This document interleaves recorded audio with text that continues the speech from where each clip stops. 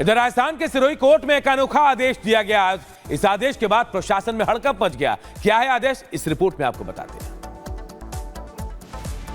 राजस्थान के सिरोही से ऐसी खबर सामने आई कि पूरे प्रशासनिक महकमे में हड़कंप मच गया। सिरोही कलेक्टर की कार कुर्क करने के आदेश मिले। सिरोही सीजेएम कोर्ट ने यह आदेश जारी किया। सीजेएम कोर्ट के आदेश की कॉपी लेकर अधिकारी कलेक्ट्रेट पहुंचे और जिला अधिकारी की कार कुर्क करने की जानकारी दी। जैसे ये खबर लोगों को पता चली, सनसनी फैल गई। दरअसल कोर्ट के आदेश की अनदेखी करने पर कलेक्ट्रेट के खिलाफ एक्शन हुआ है। सीजेएम कोर्ट ने मुख्यमंत्री आवास न मिलने पर पीड़िता को पैसा वापस करने का फैसला सुनाया था, लेकिन डीएम ने आदेश पर कोई कार्यवाही नहीं की, तो पीड़िता सोनू कंवर ने इसकी शिकायत कोर्ट से कर दी। बताया जा रहा है पीड़िता सोनू कंवर ने मुख्यमंत्री आवास योजना के फ्लैट के लिए पैसे जमा किए थे, लेकिन उसे फ्लैट आवंटित नहीं किया गया। राजस्थान सरकार के खिलाफ पीड़िता ने कोर्ट में गुहार लगाई, तो कोर्ट ने 4,60,908 रुपए के भुगतान के आदेश दिए, लेकिन आदेश का पालन न होने पर कोर्ट ने डीएम की गाड़ी की कुर्की के आदेश दिए। और अब बात करेंगे उत्तर प्रदेश के अमेठी की। अमेठी में दरअसल पुलिस बदमाशों को पकड़ रही थी और इसी दौरान बदमाश पुलिस के डर से तालाब में कूद गए। फिर हुआ क्या, इस रिपोर्ट में देखिए।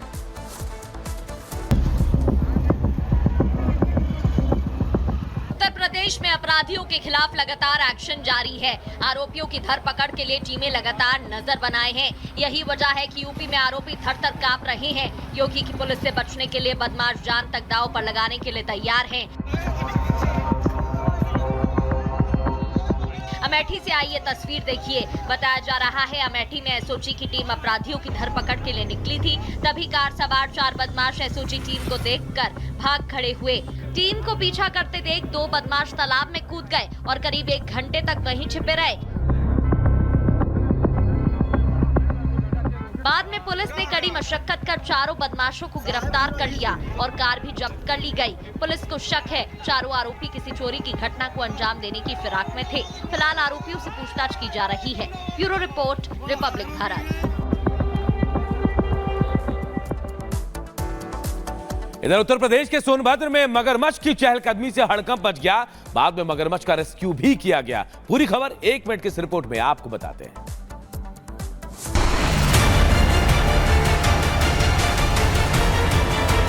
यूपी के सोनभद्र में पावर प्लांट परिसर में मगरमच्छ देखने से हड़कंप मच गया। परिसर में 7 फीट लंबा मगरमच्छ घूमता दिखा, जिसे देखने के लिए बड़ी संख्या में प्लांट कर्मचारी जुट गए। के बाद मौके पर वन विभाग और सीआईएसएफ की टीम पहुंची और मगरमच्छ का रेस्क्यू किया गया। टीम ने मगरमच्छ को पकड़कर रेहन जलाशय में छोड़ दिया। पूरा मामला बीजपुर के एनटीपीसी रेहन परियोजना का है। लगातार बारिश और बाढ़ की वजह से कई जीव जंतु नदियां तालाबों से निकलकर आसानी से मैदान में आ रहे हैं। लिहाजा प्लांट की सुरक्षा के लिहाज से हर नाला पुलिया के अंदर जाली लगा दी गई है। Bureau report, Republic Bharat. और आइए बात करते हैं तिरुपति मंदिर के प्रसाद में मिलावट के मामले को लेकर। दरअसल अब इस विवाद के बीच एक नई बहस छिड़ गई है और ये बहस छिड़ी है साउथ के 2 स्टार्स के बीच सनातन के मुद्दे को लेकर। दोनों स्टार्स सोशल मीडिया पर भिड़ गए, एक दूसरे पर आरोप और प्रत्यारोप का दौर शुरू हुआ। कैसे आरोप प्रत्यारोप कर रहे हैं और कैसे भिड़ गए सोशल मीडिया पर इस मुद्दे को लेकर, इस रिपोर्ट में देखिए।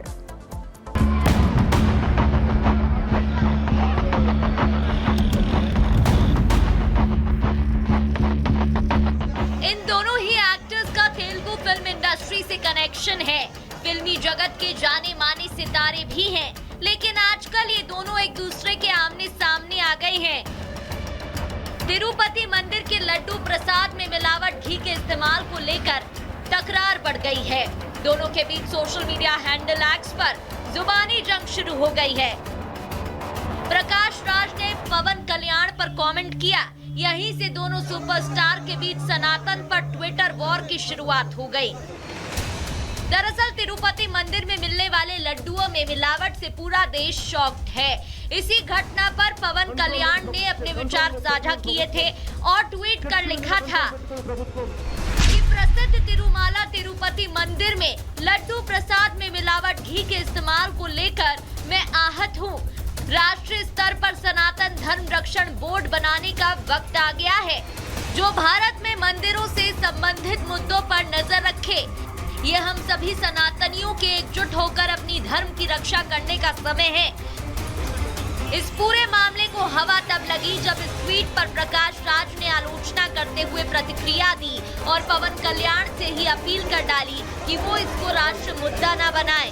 उन्होंने आगे अपने ट्वीट में पवन कल्याण को लिखा कि प्रिय पवन जी, पहले दोषियों का पता लगाकर उन्हें सजा दें। आप उप मुख्यमंत्री हैं, कृपया इसकी जांच करें, दोषियों का पता लगाइए और कड़ी कार्रवाई करें। आप इसे सेंसेशनल क्यों बना रहे हैं? इस मुद्दे को राष्ट्रीय स्तर पर क्यों उछाल रहे हैं? हमारे देश में पहले ही काफी सांप्रदायिक तनाव है, आप उसे और बढ़ा रहे हैं। ये विवाद यही नहीं थमा, बल्कि प्रकाश राज के बयान पर पवन कल्याण ने पलटवार कर बयान दिया और कहा कि मुझे इन मामलों में क्यों नहीं बोलना चाहिए। प्रकाश राज, मैं आपका बहुत सम्मान करता हूँ, लेकिन जब बात सेक्युलरिज्म की आती है तो ये न्यूट्रल होना चाहिए। मुझे समझ नहीं आता कि आप मेरी निंदा क्यों कर रहे हैं। क्या मैं सनातन धर्म पर हमले के बारे में नहीं बोल सकता हूँ? प्रकाश राज को सबक लेना चाहिए। फिल्म इंडस्ट्री या फिर किसी भी मुद्दे को हल्के में नहीं लिया जाना चाहिए। मैं सनातन धर्म को लेकर गंभीर हूँ। सनातन धर्म सबसे महत्वपूर्ण है और हर हिंदू को इसकी जिम्मेदारी लेनी चाहिए। अगर ये किसी और धर्म में होता तो अब तक बहुत बड़ा आंदोलन हो जाता।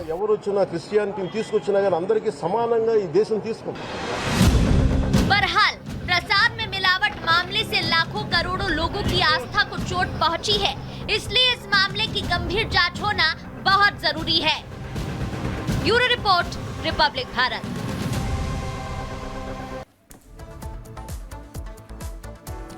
और बात बिहार की सियासत की करते तो बिहार की सियासत एक ट्वीट को लेकर काफी गर्मा गई है। अशोक चौधरी जो नीतीश कुमार की सरकार में मंत्री हैं, उन्होंने एक ट्वीट किया जिसके बाद उनके पार्टी के अपने नेता नाराज हो गए। इसके बाद अशोक चौधरी ने मुलाकात की नीतीश कुमार से। उसके बाद उनके सुर बदले बदले से नजर आ रहे हैं। कैसे, इस रिपोर्ट में बताते हैं आपको।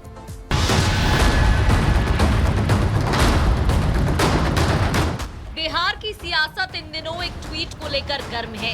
ये ट्वीट किसी और का नहीं बल्कि नीतीश सरकार में मंत्री अशोक चौधरी की तरफ से किया गया है, और वो भी एक ऐसी कविता जिसका शीर्षक था बढ़ती उम्र में इन्हें छोड़ दीजिए।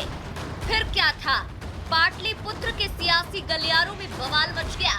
जेडीयू नेता के इस ट्वीट पर पार्टी में हलचल मच गई और सीएम नीतीश की पार्टी का एक गुट नाराज हो गया। इसके बाद जो हुआ वो और भी ज्यादा दिलचस्प है। नीतीश के मंत्री के ट्वीट पर बवाल, अशोक चौधरी की कविता पर नेता नाराज। नीतीश सरकार में मंत्री अशोक चौधरी के ट्वीट पर जेडीयू में कलह देखने को मिली। ट्वीट की गई कविता को सीएम नीतीश कुमार के खिलाफ समझा गया, जिसके बाद पार्टी के मुख्य प्रवक्ता नीरज कुमार ने अशोक चौधरी पर निशाना साधा। नीतीश कुमार जी की साख पर कैसे कोई सवाल खड़ा कर देंगे? ये तो असंभव है। और पहचान जनता दल यूनाइटेड ही नहीं, बिहार की जनता की पहचान है नीतीश कुमार जी। नीतीश कुमार जी का विकास गांव गांव में बोलता है, इसलिए नीतीश कुमार जी के व्यक्तित्व पर कोई सवाल खड़ा होगा तो छद्म भाषा का नहीं, सीधे भाषा का इस्तेमाल जो लोग करेंगे, सीधा जवाब सुनने को भी तैयार रहेंगे। इस बीच मंगलवार को अशोक चौधरी सीएम आवास पर पहुंचे। जानकारी के मुताबिक सीएम नीतीश ने उन्हें तलब किया था, जिसके बाद दोनों नेताओं के बीच करीब 1.5 घंटे मुलाकात चली। सीएम आवास पर मुलाकात के बाद जब अशोक चौधरी मीडिया से मुखातिब हुए तो सीएम नीतीश की जमकर तारीफ की। उन्होंने सीएम नीतीश को मानस पिता बताया। इतना ही नहीं, अशोक चौधरी ने यह भी कहा कि सीएम नीतीश ने उन्हें इतनी इज्जत की है कि उनके खिलाफ जाने का सवाल ही नहीं। ये तो हर लोगों की अपनी अपनी समझदारी है। कोई लोग देखता है गिलास को आधा भरा हुआ, कोई लोग देखता है गिलास को आधा खाली। जो अब जिसको हम मानस पिता मानते हैं उसके ऊपर हम तंज कैसे कर सकते हैं? जो मेरा नेता है, जिसके लिए हम दिन भर काम करते हैं, अब तो सोचने वाली की सोच है, जिसकी जिसकी सोच होगी वैसे ही लोग समझेगा। वहीं अपने ट्वीट को लेकर अशोक चौधरी ने सफाई भी दी।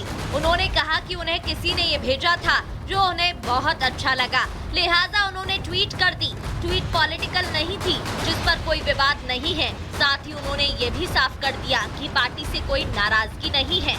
ये तो जनरल है, आजकल के बच्चे जो है माँ बाप का बातें नहीं सुनते हैं, तो उनके लिए था। तो जनरल है, किसी मित्र ने हमें भेजा था, हमें लगा कि अच्छा है तो हमने डाल दिया। कोई ऐसा कोई नथिंग पॉलिटिकल, जो जस्ट पर्सनल। काहे की नाराजगी रहेगी? नेता प्यार करते ही हैं, हम नेता को प्यार करते हैं, इसके अलावा और हमको बाकी से क्या मतलब है? बाकी से क्या मतलब है?